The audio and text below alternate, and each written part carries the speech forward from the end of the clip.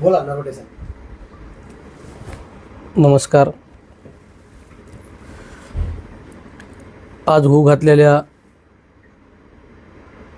12 जिल्हा परिषद निवडणुकीच्या कार्यक्रमामध्ये लातूर जिल्ह्यातील जिल्हा परिषद निवडणूक,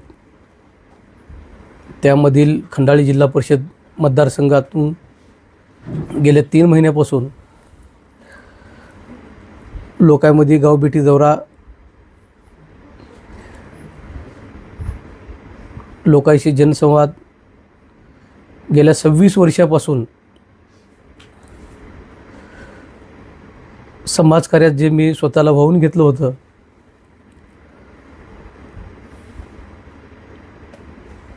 ते कुठंतरी ह्या जिल्हा परिषदला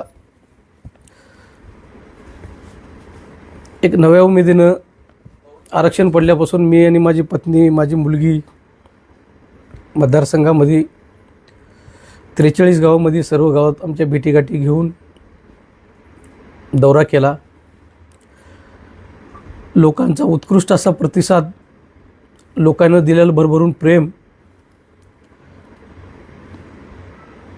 ती माझं कुटुंब व आम्ही कधी विसरणार नाही. त्याचं कारण म्हणजे ज्या पार्टीतून आम्ही लढण्यासाठी इच्छुक होतो,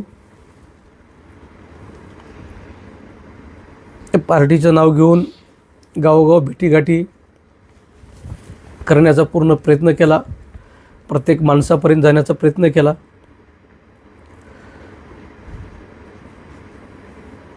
महाराष्ट्र राज्याचे सहकार मंत्री बाबासाहेब पाटील साहेब यांच्या मार्गदर्शनाखाली अविनाश भैया जाधव साहेब, आमचे मार्गदर्शक प्रेरणास्थान बाळासाहेब जाधव साहेब यांच्या मार्गदर्शनाखाली गेले 3 महिने मतदारसंघामध्ये घर घर फिरून मतदाराशी संवाद साधून, मतदारांना विचारपूस करून, मतदाराचा जे कौल होता तुम्ही निवडणूक लढवा, त्याच्यानंतर निवडणुकीची तयारी पण केली. अचानक आता महायुतीचा काहीतरी विषय झाला असं आम्हाला समजलं.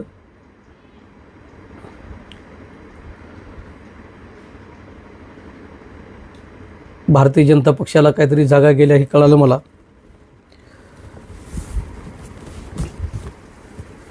पक्षाचा आदेश आम्हाला मान्यच करावा लागेल, पण इथली लढाई भूमिपुत्राविरुद्ध बाहेरची अशी राहणार आहे. जर भारतीय जनता पक्षानं, महायुतीनं जर भूमिपुत्राला संधी दिली, आम्हाला काम करायला कुठलंही वावगं वाटणार नाही. जर मतदारसंघाच्या बाहेरचा जर उमेदवार इथं कोणी येत असेल, मतदारसंघातून एवढे प्रचंड फोन यायला लागलेत की जसं पावसाच्या गारा पडतात की तुम्ही कुठल्याही परिस्थितीत निवडणूक लढवा. सर्व माझ्यासोबत राहिलेल्या माणसाला मी कुठल्याही पद्धतीत वाऱ्यावर न सोडता त्याच्या प्रेमाखातीर उद्या सकाळी 10-11 वाजता आम्ही फॉर्म भरणार आहोत. आदरणीय बाबासाहेब पाटील साहेब यांच्यावर आम्हाला प्रचंड विश्वास आहे की मी जरी काही वेगळं लढणार असेल तर त्याचं प्रेम माझ्या मागं, त्याचा आशीर्वाद राहीन असं मी स्वतःला समजतो. आणि जनतेच्या प्रेमाखातीर कुठल्याही माणसाला माझ्यासोबत राहिलेला त्याचा विश्वासघात होणार नाही, म्हणून मी उद्या 11 वाजता फॉर्म भरणार आहे.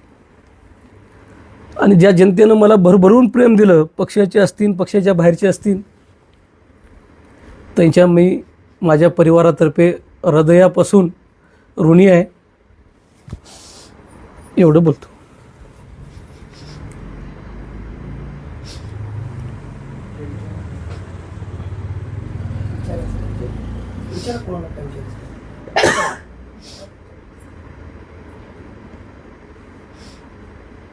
राजकारण हा आणि समाजकारण हे तुम्हाला पूर्वीपासून ओळखतो.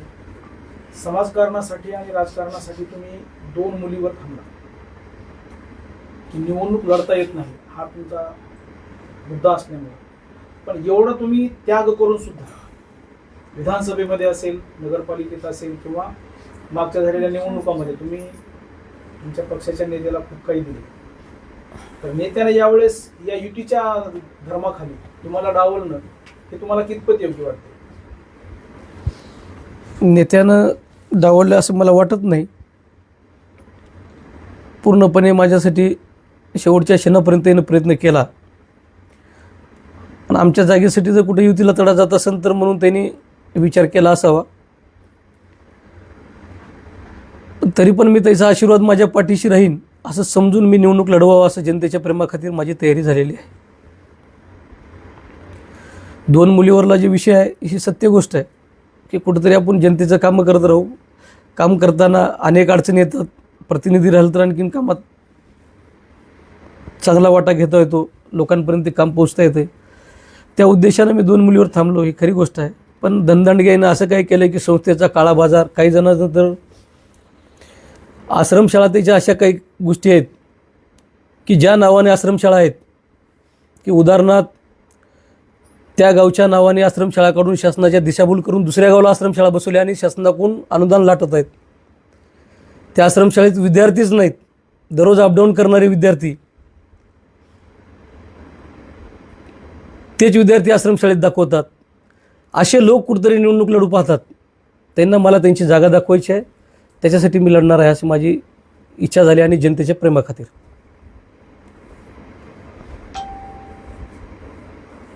आज अक्षरशः तुम्ही भावनिक होऊन सर्व परिवार ही लाईव्ह पत्रकार परिषद अटेंड केलेली आहे. असा वेळ प्रसंग येईल तुमच्यावरती असं कदाचित तुम्हाला वाटलं नाही का? अजिबात. इतका विश्वास कोणत्या ह्याच्यासाठी होता? राजकारणामध्ये कोणत्याही क्षणी काहीही होऊ शकते. खरं तर इतका विश्वास तुम्ही ठेवलाच कसा? ज्या पार्टीवर मी प्रेम करतो, ज्या नेत्यावर प्रेम करतो, त्या नेत्यावर मला विश्वास होता की ते आपल्यासाठी 100% ते काही गोष्टी करतील. पण काही त्याच्या अडचणी असतील. तुमच्यासारखे अनेक समदुःखी आहेत या निर्णयामुळे, त्यांच्यासाठी काय संदेश देणार आपण? सर्व समदुखी एकत्र करून ह्या निवडणुकीत जर भूमिपुत्राला संधी नसेल तर आम्ही धडा शिकवणार. कार्यकर्त्यांच्या निवडणुकीमध्ये युती होणं हे तितकं महत्त्वाचं नसतं. युती ही सत्तेमध्ये जाण्यासाठी किंवा सत्ता राखण्यासाठी केली जाते. आणि युतीमुळे बरेचसे निष्ठावंत जे आपल्यासारखे कार्यकर्ते आहेत अशांना आता जी वेळ आपल्यावर आलेली आहे अशा वेळेला सामोरं जावं लागतं. पण युती करणं इतकं महत्त्वाचं असं वाटतं का आपल्याला?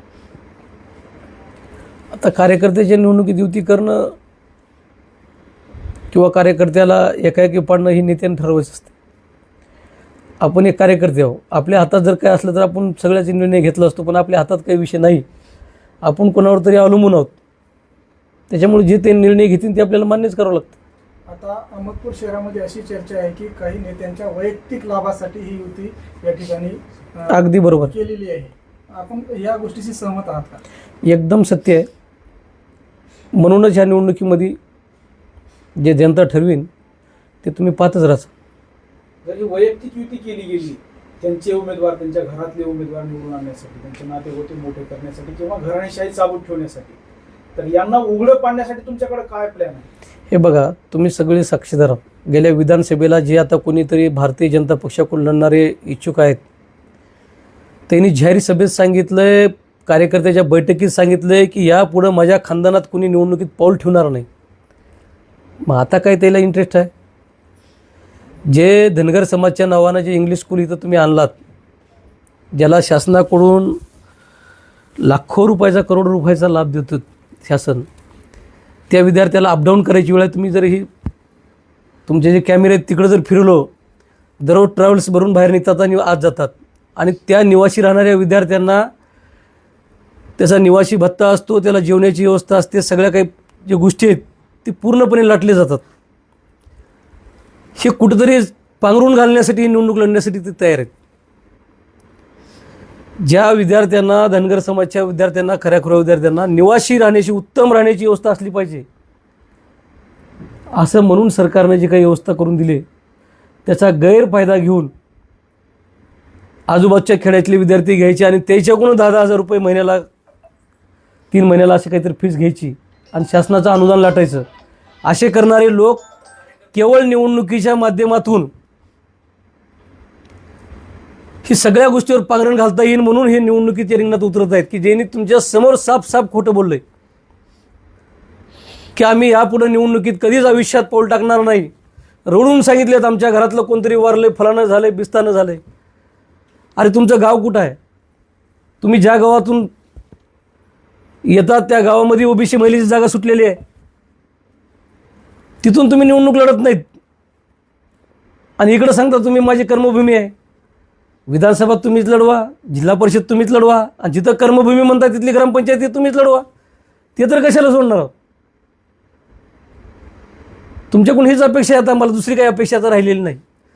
आणि तुम्ही एवढं जर खोटं बोलणार असाल तर जनतेचा पुढं काय विकास करणार? म्हणजे नवीन नेतृत्व या म्हणजे पुढे आलं नाही पाहिजे. त्याचा उद्देश तो आहे. ह्यावेळेस कुठल्याही परिस्थितीमध्ये आमची सीट कोणीच रोखू शकणार नव्हती.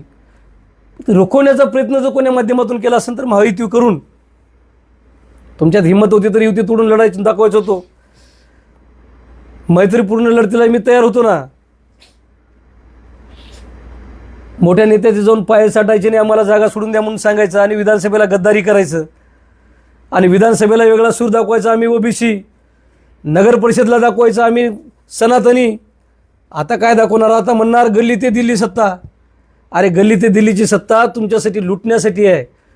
माझ्या गोरगरिबाच्या लेकराचं तुम्ही रक्त पिताय.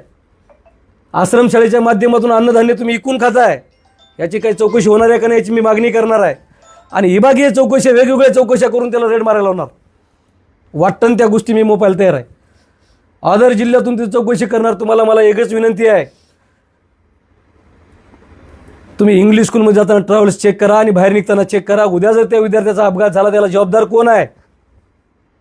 तुम्ही निवासी विद्यार्थी दाखवता. तपासणी येत असली की तुम्ही त्या विद्यार्थ्याच्या पालकाला सांगता तुम्ही 3-3 दिवस विद्यार्थ्याला ठेवा, आमच्यात तपासणी येणार आहे. याची काही चौकशी होणार आहे का नाही? एका शिक्षकाचे डबल अप्रूव्हल करता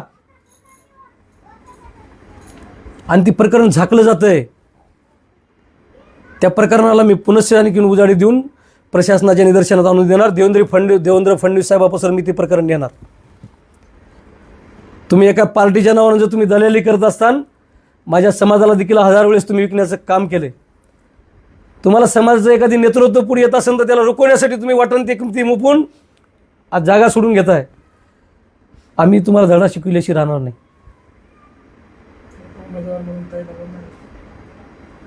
मुलीला बोलले, माझी मुलगी फिरले.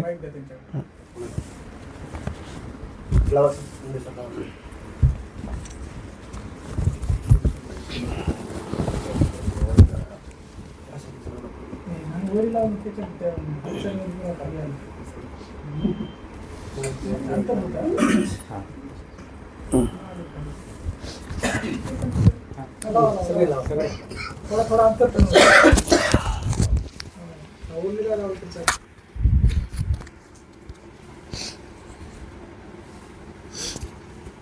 वर लावा.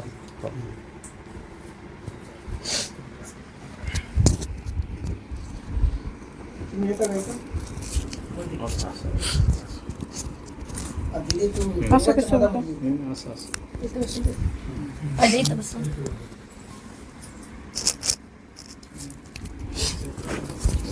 इथं प्रश्न केले थोडं इथे नको.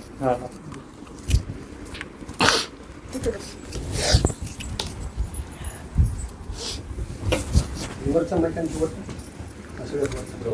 थोडा अंतर देतो.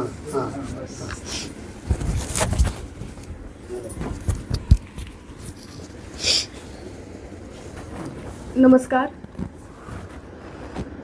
आज माझे पप्पा 3 महिन्यापासून जनतेसाठी, जनतेच्या विकासासाठी आज 3 महिने झालं माझे पप्पा प्रत्येक गावात जाऊन तिथल्या काय समस्या आहेत, तिथं काय अडचणी आहेत हे जाणून घेत होते.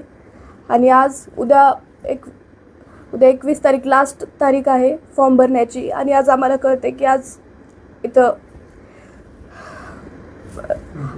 युती झालेली आहे आणि भाजपला तिकीट सुटलेलं आहे.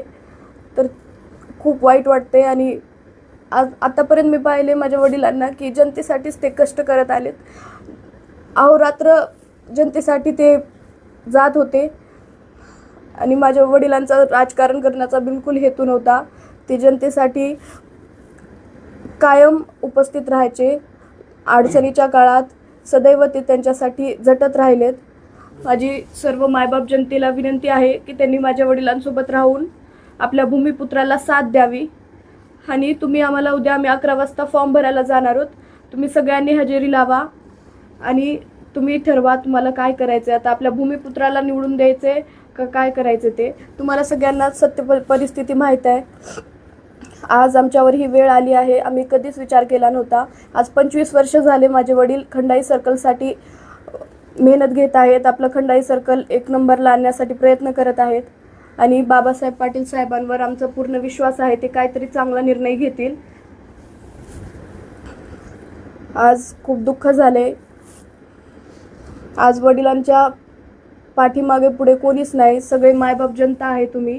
आज मी खूप दौरे केले. माझ्या आईसाठी मी प्रत्येक गावात जाऊन तिथल्या अडचणी समजून घ्यायचा प्रयत्न केला.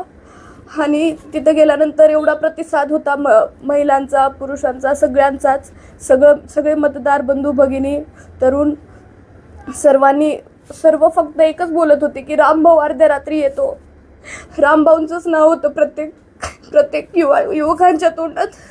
आणि ते आज सगळ्यांनाच दुःख झालं असेल माझ्या इतकंच, ज्यांनी पप्पांवर प्रेम केले.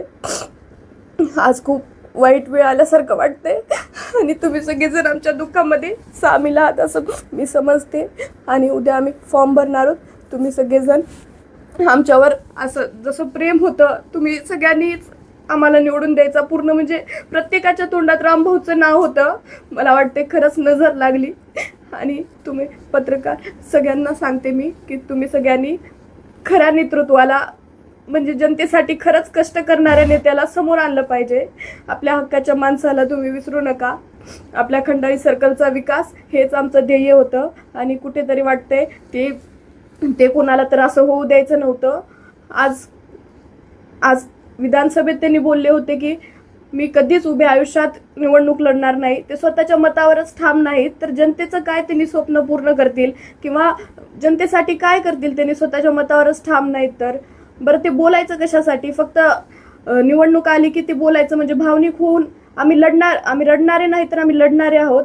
आज माझ्या वडिलांचे माझे आजोबा माझे वडील लहान असतानाच वारले. तेव्हापासून फक्त 18-19 वर्षाच्या असतानापासून सगळ्या युवकांचे प्रश्न असो कुठेही जाऊन सगळ्या अडचणी सोडवलेत पप्पांनी.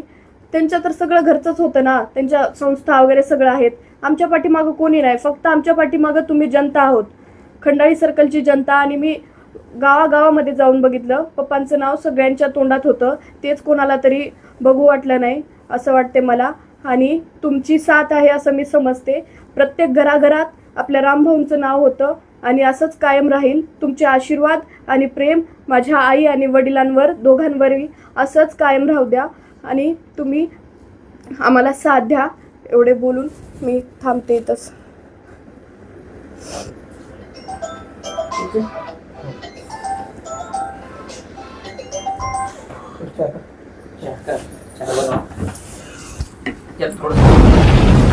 आवाज बहुजनांचा.